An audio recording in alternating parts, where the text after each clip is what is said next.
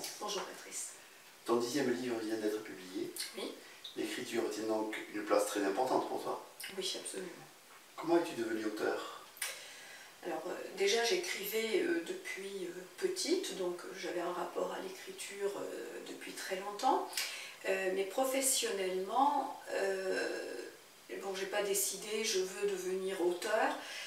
Et en même temps, pourtant, c'est quelque chose qui était une aspiration, mais c'était pas aussi clair dans ma tête, parce que j'ai eu la chance de côtoyer donc un écrivain, une femme qui travaillait en numérologie et qui écrivait des livres de fiction.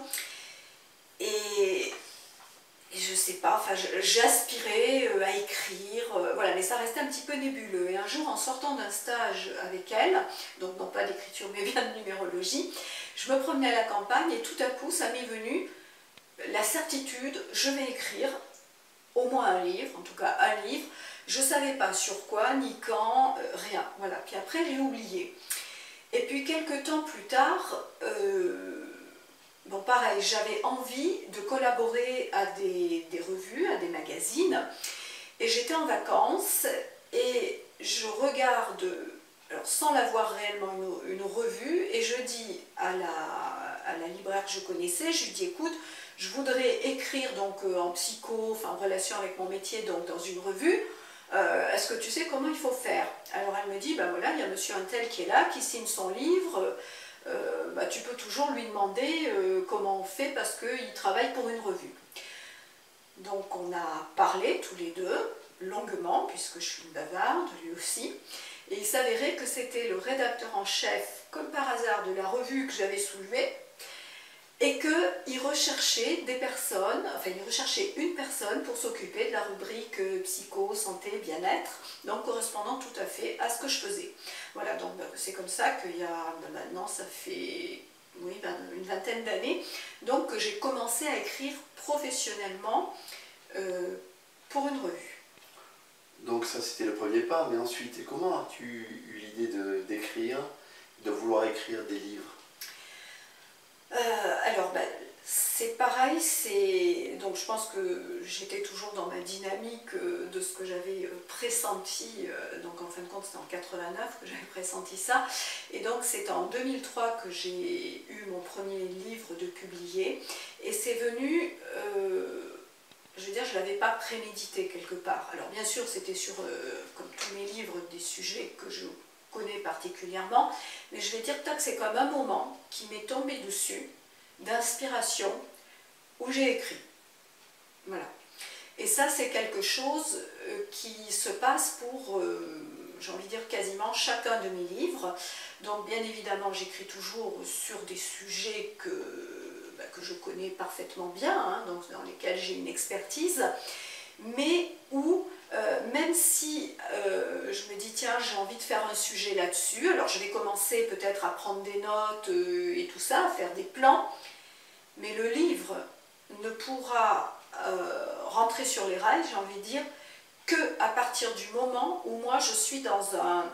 Voilà, c'est comme s'il y avait l'énergie, où je suis en concordance réellement entre mon sujet et le moment, qui fait qu'à ce moment-là, ben voilà, je peux écrire et je peux mener mon livre au bout et ensuite le présenter à un éditeur.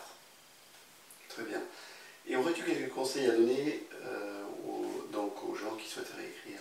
Oui, alors, donc là ça va être succinct, je pense qu'on pourrait y revenir plus en détail dans d'autres vidéos, Bien sûr. mais c'est surtout de toujours, bon déjà, notamment tout ce qui peut être autour du développement personnel, des choses comme ça, de toujours être avec un sujet qu'on connaît.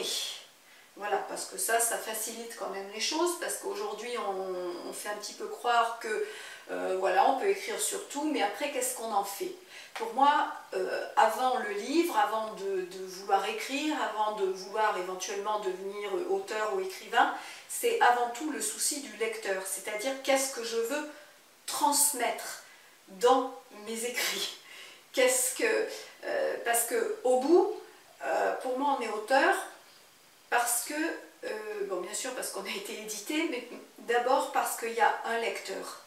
Donc chaque fois qu'on écrit, que ce soit en littérature ou que ce soit donc sur d'autres thèmes, c'est qu'est-ce qui se passe, qu'est-ce que je veux donner à mon lecteur, et donc pour moi, c'est vraiment qu'est-ce que je veux lui transmettre.